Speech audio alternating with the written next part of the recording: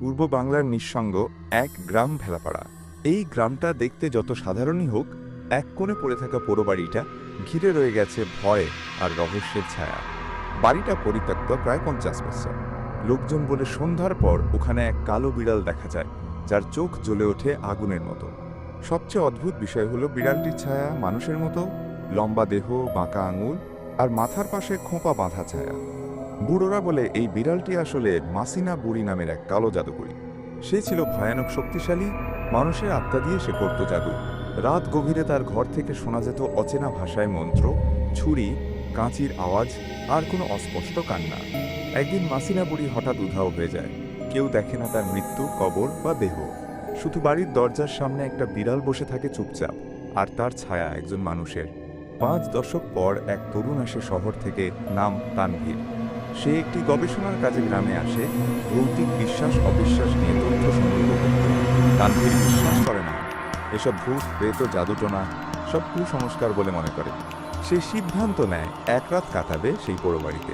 গ্রামের মানুষ অনেক অনুরোধ করে, সাবধান করে, চোখে পানি নিয়েও বলে ওদিকে যাবি না বাবা, তুই ফিরবি না। কিন্তু তানভীর শোনে না। রাত 10টায় সে ক্যামেরা আর নোটবুক নিয়ে ঢুকে পড়ে পোড়ো বাড়িতে। রাত যত গভীর হয়, বাতাসও যেন ভেসে আসে। 12টা বাজার পর হঠাৎ বাতি নিভে যায়। একসময় দরজার ফাঁকে চোখে পড়ে এক জোড়া জ্বলন্ত চোখ। একটি কালো বিড়াল দাঁড়িয়ে আছে, এক দৃষ্টিতে তাকিয়ে তানভীরের দিকে, আর তার ছায়া তা মানুষের। কয়েক মুহূর্ত পর বিড়ালটির মুখ খুলে শব্দ বের হয়, কিন্তু তা বিড়ালের নয়, মানুষের কণ্ঠ।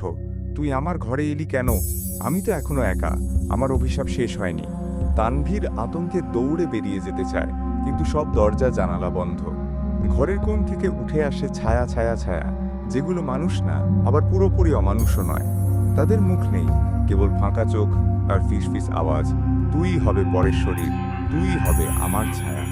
তানভীরের শেষ চিৎকার ক্যামেরায় রেকর্ড হয়। সকালবেলা তার খোঁজ পাওয়া যায় না, শুধু করে থাকে ক্যামেরা আর তার খোলা নোটবুক। নোটবুকে লেখা ছিল শেষ বাক্য, আমি জানতাম না ও এখনো এখানে আছে, আমি পালাতে পারছি না। ক্যামেরার ফুটেজের শেষ দৃশ্য, একটি কালো বিড়াল বসে আছে দরজার সামনে, পেছনে পড়ে আছে মানুষের মতো ছায়া, আর মেঝেতে রক্ত দিয়ে লেখা, আমি এখনো একা, ফিরতে হবে তোকে। কোনো নাম নেই, কোনো গল্পের শেষে বিশ্বাস নেই, শুধু একটা অনুভূতি, কেউ যেন এখনো এখানে আছে ছায়ার ভেতরে।